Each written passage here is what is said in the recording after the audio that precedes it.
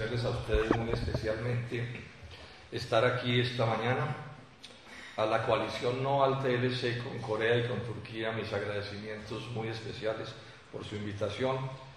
Resalto la importancia de esa coalición. Yo creo que difícilmente tiene antecedentes en el país una unidad entre Proindustria, que es un sector importante del empresariado industrial colombiano, dos de las principales centrales obreras, Recalca, que representa un número muy grande de organizaciones sociales de este país.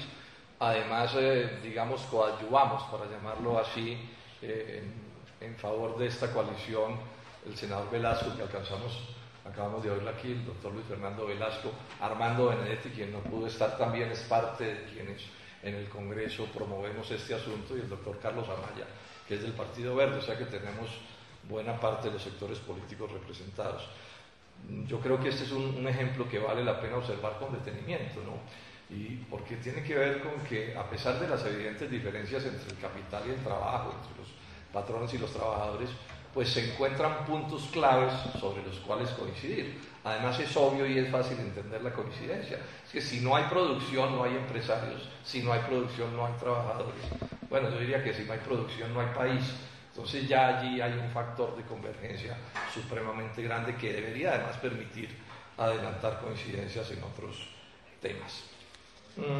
Yo voy a hacer una referencia, por supuesto, al TLC con Corea y con Turquía, pero voy a mirar un poco otros TLCs. La idea es como ampliar un poco la visión de las cosas, haciendo esta advertencia: quienes nos oponemos a los TLCs no nos oponemos a los negocios internacionales, a las relaciones económicas internacionales, nos oponemos a este tipo específico de relación internacional. Yo quiero insistir, hoy Colombia tiene negocios con Corea y no tiene TLC.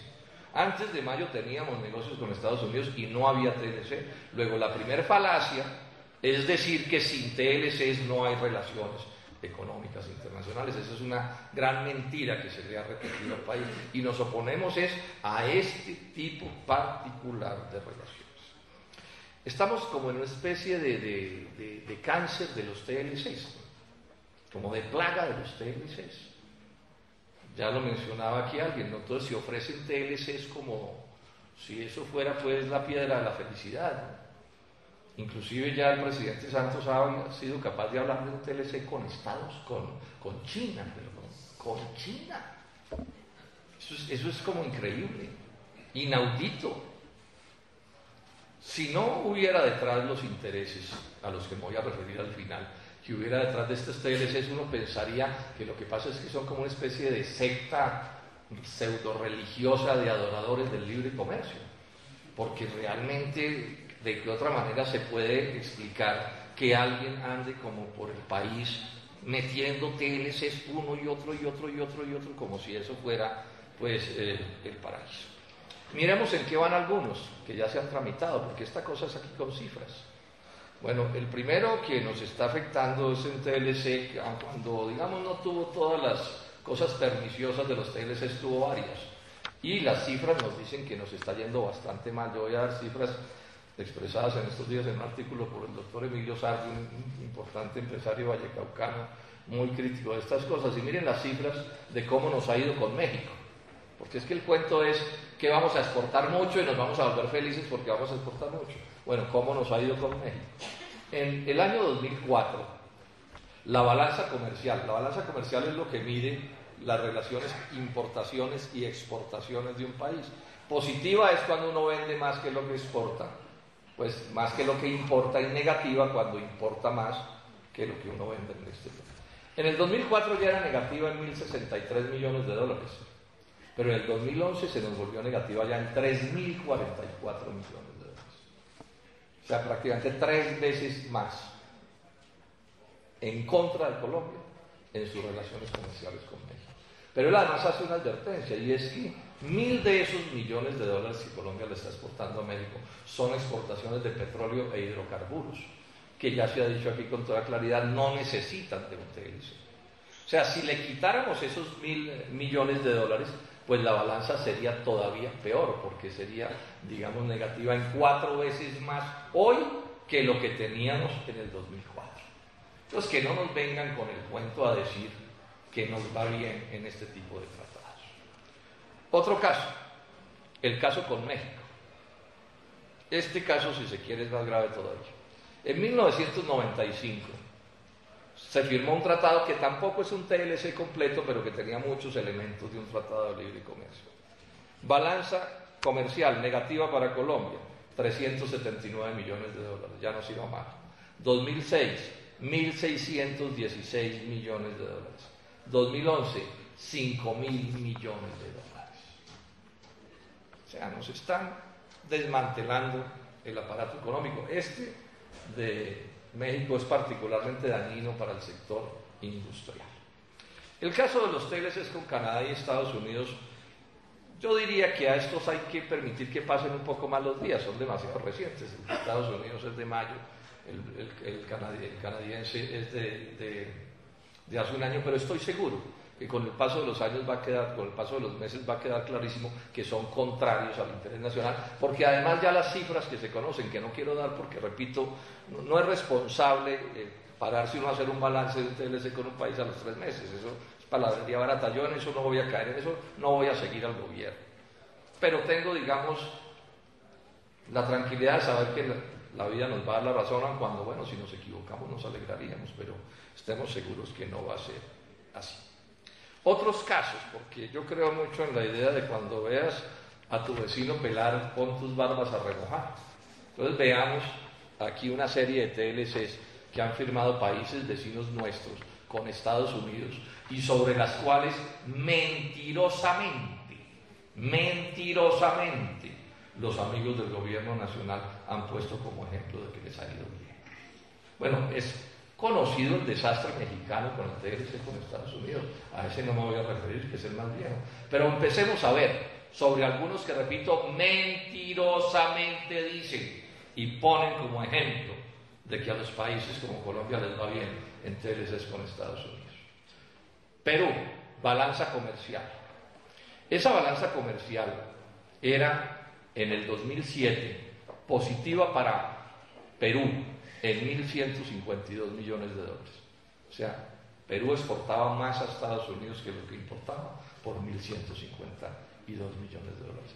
En el 2008, porque ellos empiezan a desproteger su aparato productivo, en el 2008 se les volvió negativa en 370 millones de dólares. En el 2009 entró en vigencia el TLC con Estados Unidos y ya se les puso negativa en 695 millones de dólares. En el 2010 se les puso negativa en 1.697 millones de dólares y en el 2011 en 2.083 millones de dólares. Luego es un farsante el colombiano que siga diciendo que a los peruanos les ha ido bien en ese TLC con Estados Unidos. Otro caso que aquí nos mencionan todo el día es el de Chile. Bueno, veamos el caso de Chile. Chile firma TLC con Estados Unidos en el año 2004. Su balanza comercial con Estados Unidos era positiva en 1.126 millones de dólares. Exportaba más Chile que lo que vendía por 1.126 millones de dólares. En el 2005 todavía le fue positiva en 1.531, en el 2006 en 2.900, estoy redondeando, 2007 851, pero miren ustedes, 2008 negativa en 3.661 millones de dólares. 2009 negativa en 3.396 millones de dólares. 2010 negativa en 3.896 millones de dólares. 2011 negativa en 6.804 millones de dólares. Luego es un mentiroso quien diga que a los chilenos les ha ido bien en el TLC con Estados Unidos. Tenemos otro caso, el caso de Honduras. TLC en el año 2006. Positiva para Honduras en 30 millones de dólares. 2007, positiva todavía en 549 millones de dólares. 2008 ya se les puso negativa en 805 millones de dólares. Para hacer corta la historia, hoy ya es negativa, el año pasado en 1.639 millones de dólares. Luego falta también, a la verdad, quien diga que a los hondureños les ha ido bien. En El Salvador, positiva en el 2005. En el 2006 que firmaron TLC se les volvió negativa en 295 millones de dólares. Ya el año pasado negativa en 889 millones de dólares. República Dominicana. Venían con un déficit ya de 818 millones en el 2006. En el 2007 firmaron TLC y el negativo se les fue a 1.868 millones de dólares. El año pasado negativa en 3.156 millones de dólares. Esto está montado sobre mentiras, son unos farsantes. Una de las cosas lamentables de este debate es la falta de rigor de los amigos de los tratados de libre comercio. La falta de rigor. Estas cifras, por supuesto, tampoco las van a repetir los grandes medios de comunicación.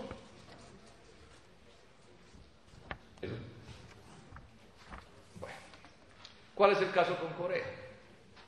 El caso con Corea también es relativamente fácil de visualizar. Ya se dijo aquí, no voy a entrar en detalle. Nos va a ir súper mal con Corea. Corea es una potencia industrial con todas las de la ley, eso está dicho y sabido. Es más, ni los más partidarios del TLC con Corea se atreven a decir que la industria nos va a ir bien. Entonces, en los últimos años ha empezado a haber un movimiento de las baratijas ideológicas. Como pues los hechos cada vez son más tosudos, entonces han venido como cambiando el discurso. Entonces nos han dicho, no, sí, con Corea nos va a ir mal en la industria, pero nos va a ir muy bien en agro. Sí, nos va a ir muy bien en agro. Ya oímos aquí al doctor Aurelio Suárez, que es especialista en esos temas agrarios, y tampoco es cierto. No es cierto que nos va a ir bien en el sector agropecuario en los negocios con Corea. Y no nos va a ir bien digo yo bien, de manera notoria, importante, pues sí, alguna cosa se exportará. Es que eso no es de lo que estamos discutiendo aquí. De lo que estamos discutiendo aquí es qué tan grandes van a ser esas importaciones o esas exportaciones, en el caso en el que nos estamos ocupando. Él señaló cómo para uno vender en Corea tiene que derrotar a los más grandes productores agrícolas del mundo. Tiene uno que derrotar a Australia, a Nueva Zelanda, a Estados Unidos, a China. Ahora, cuando yo les digo, bueno, pero denme las cifras, dígame qué es lo nuevo que vamos a exportar en el agro a Corea, además del mismo café que estamos exportando desde hace rato y un tris de flores, ¿qué más? Pero con cifras. No, senador, sí, que es muy posible, porque aquí no han hecho más que vendernos quimeras toda la vida. Es probable, es posible, es de desear. Nosotros creemos, pensamos, soñamos. Y mientras las pérdidas son seguras y están, digamos, demostradas matemáticamente, las supuestas ganancias no dejan de ser charlatanerías y habladurías. Y entonces nos dicen, no, es que Corea es la puerta al Asia. ¿De dónde sacaron ese cuento de la puerta? Entonces, ¿qué quiere decir la puerta? Porque quedan en el mismo continente. ¿No? Entre Teherán y Corea debe haber como 5 días de barco. No son puerta de nada. Boberías que se mencionan. O sea, cada país es un país distinto y usted le puede exportar o no exportar dependiendo de unas condiciones particulares, así estén cerquita los unos de los otros o incluso lejísimos, como es el caso de Corea. Pero además esos son países que protegen a su agro con toda fuerza. Por ejemplo, ahora con China, entonces nos están diciendo que el mercado chino, 1.500 millones. Véndanle en China. Porque además esos países sí protegen sus economías y se cuidan de mil maneras. Ahí acaba de salirme un dato que a mí realmente me impresionó. China está montando una industria lechera a escala global. Del 2009 a esta fecha han importado 350.000 terneras de primera calidad, uruguayas y australianas, para montar una industria de la ganadería de leche en China. Ese es el tipo de gente con la que nos estamos enfrentando. Ahora, todo tipo de subsidios, de garantías, de calidades, etcétera, etcétera, etcétera.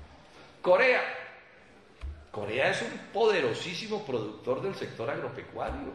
Exporta un pedazo, importa un pedazo de sus necesidades, pero lo fundamental lo produce internamente y lo produce a todo full. Pero eso no es nada, han salido a comprar tierras por el mundo, para desde sus propias tierras, localizadas en África o en Asia o en América o en donde sea, desde ahí ellos mismos abastecer sus mercados en lo que necesiten como alimentos de importación.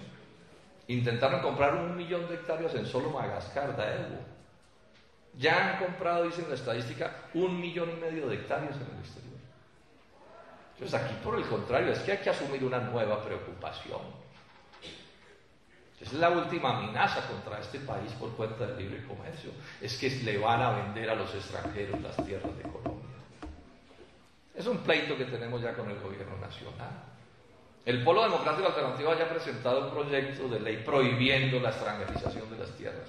El Partido Conservador ha presentado otro, nos complace coincidir con el Partido Conservador. Y ya sabemos que el ministro Juan Camilo Restrepo y el presidente Juan Manuel Santos están irritados con esa idea.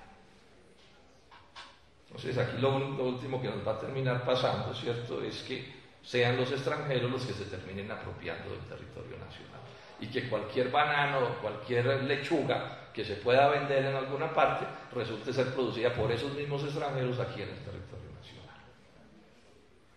O sea que las cosas suelen ser más complicadas de como nos las están poniendo. ¿Cuál es el caso de Turquía? Bien parecido. Ese es un país muy desconocido para nosotros. Pero ese es un país que de entrada tiene un ingreso per cápita de $15.000 y nosotros tenemos de 6.000. Eso ya marca una diferencia grande.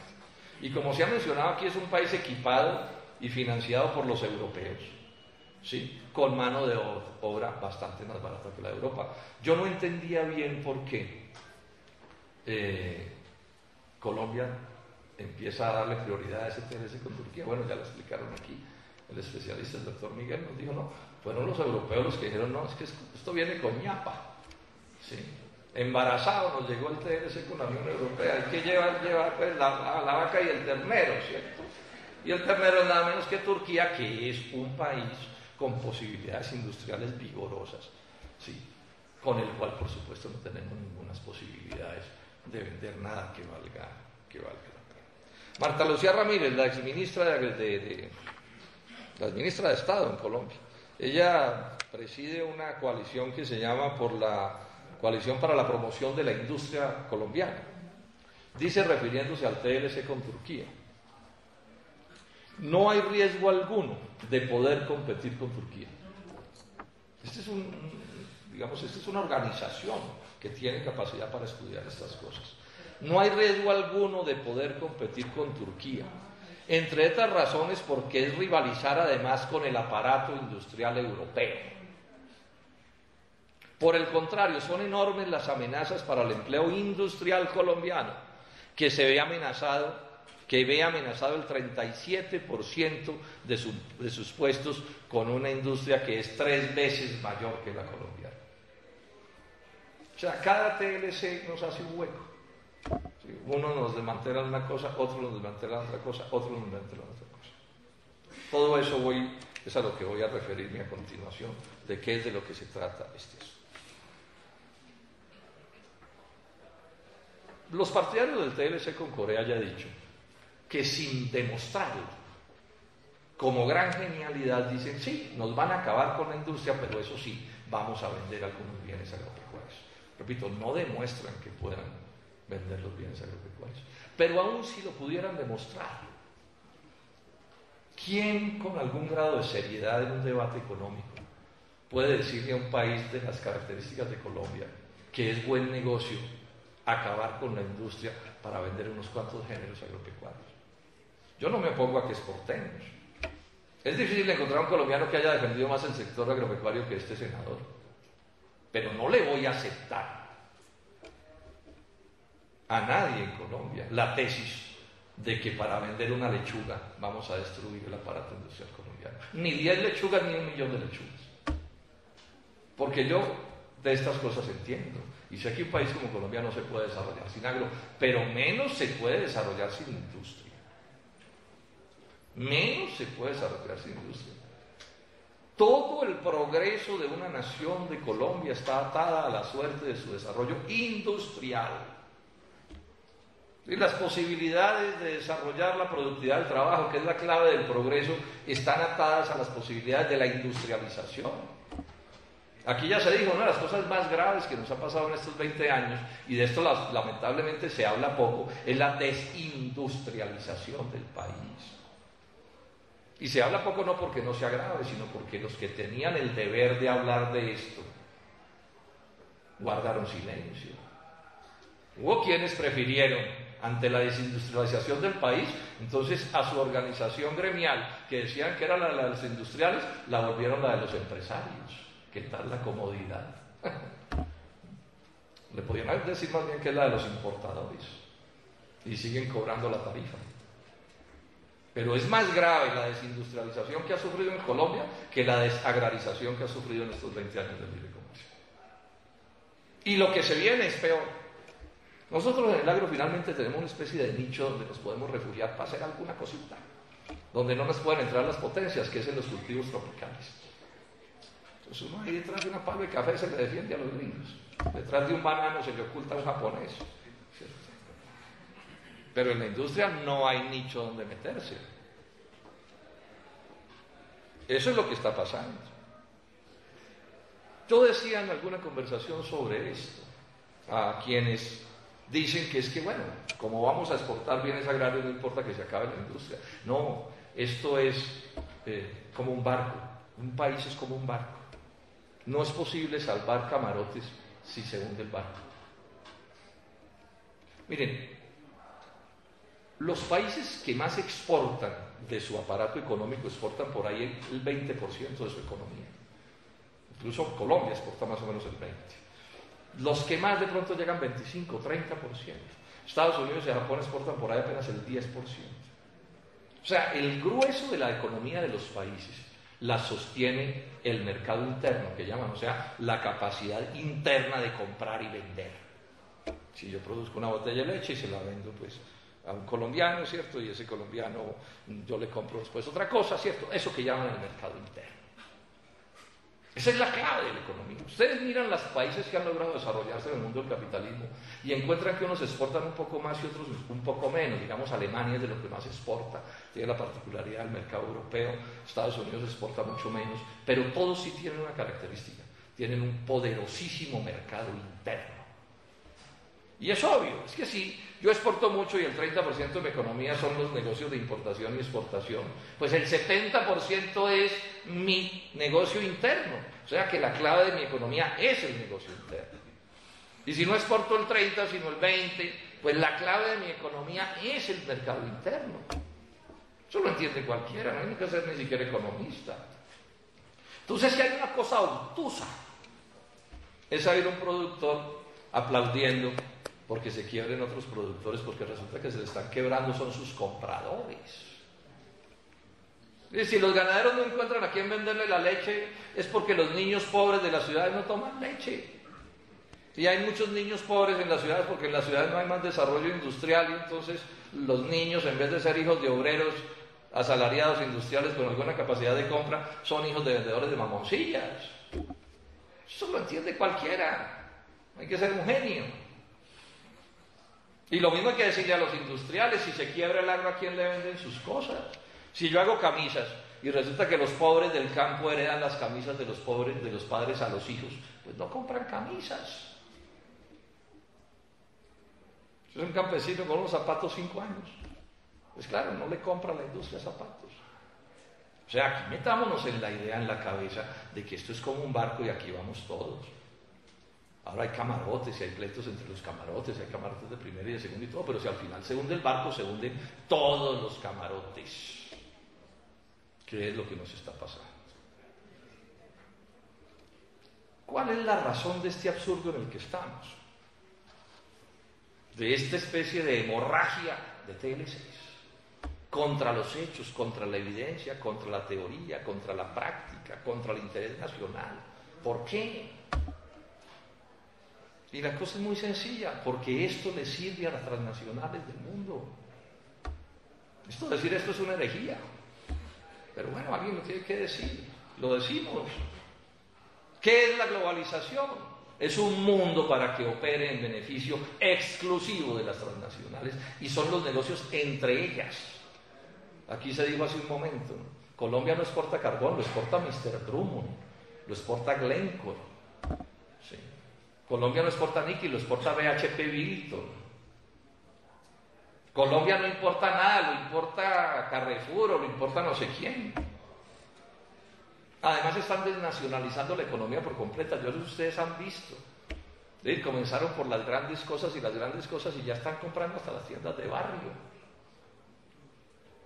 Este mismo empresario que cité hace aquí un momento tiene un excelente artículo, ojalá lo busquen en internet, donde explica cómo lo que está saliendo por exportaciones de capital extranjero ya es más que lo que entra por inversión directa. Ahora, ¿y por qué los colombianos le jalan a estos? Aquí se mencionó hace un momento, es que aquí el truco ha sido cada vez más desplazar del verdadero poder nacional a los productores industriales y agropecuarios y reemplazarlos por el poder de los intermediarios de los intereses extranjeros, sean intereses financieros o intereses comerciales. Mira, aquí cuando entra en contradicción el interés de la industria nacional y la extranjera, el gobierno privilegia a los extranjeros. Y cuando entra el interés de, digamos, el miembro de la élite colombiana que es productor de bienes, con el miembro de la élite colombiana que es importador de bienes, el Estado privilegia al importador de bienes. Este es un problema político al final. Este es un problema político, de ahí que sea tan importante esta colisión que existe, porque es como una especie de luz prendida en medio de la oscuridad y es diciendo, aquí políticamente hay que ver qué vamos a hacer. Este es el imperio del monopolio y de la transnacional. Lo que no sea gran monopolio y lo que no sea transnacional está condenado a ser liquidado por ineficiente, por inoperante, un poco de palabrejos que se han inventado que no hacen más que propiciar esto. Entonces, una parte de quienes mandan están en el negocio. Van con comisión de una u otra manera y otro poco son un poco pusilánimes, que le tienen miedo hasta la sombra. Y al final terminan de alcahuetes de estas realidades. Esta es la tragedia en la que estamos. Y en este sentido un llamado muy cordial al empresariado. Tuve una especie de situación medio incómoda hace 3 días aquí en una comisión en el Senado, porque se hablaba del TLC con China, y entonces varios congresistas con razón dijeron, oiga, pero esto es un espanto, ¿cómo así que un TLC con China? Y otros dijeron, no, pero es que es la posibilidad del agro. Y un poco diciendo, no, porque como la otra vez nos dieron palo a los del agro, ahora que les den palo a los de la industria. Y el gobierno, que es astuto, entonces inventó que es que los nuevos TLC son los de segunda generación. Entonces los de primera generación le iba bien supuestamente a la industria. Y entonces los industriales aplaudieron, claro, que quiebren a esos ineficientes del agro, que no dejan prosperar, que los saquen del ring. Esa fue un poco la historia del TLC con Estados Unidos. Y entonces ahora que vienen por la cabeza de los industriales, entonces hay un sector del empresariado agrario que dice, claro, que les corten la cabeza a esos para que empatemos. Yo decía en el Senado que con esas teorías de ojo por ojo, aquí va a terminar todo el mundo ciego. Esa es una cosa dramática. Es decir, mientras desde afuera nos viene lo que nos viene, mientras los intermediarios están haciendo lo que están haciendo, ven unos sectores del empresariado peleando entre ellos. Sí, a ver quién empuja a quién a las fieras. Y no se dan cuenta que es que todos estamos metidos en el mismo asunto y que un día vienen por unos y otro día vienen por otros y al final vienen por todos. Es realmente una cosa bien lamentable.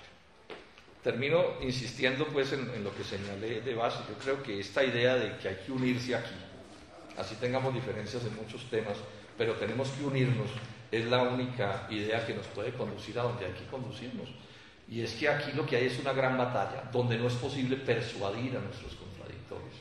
O sea, a los centros de poder que definen el pensamiento de nuestros contradictores, no hay cómo convencerlos. ¿Quién convence al señor de la Hyundai en Colombia de que esta cosa no funciona? Y estén seguros que los de Turquía ya...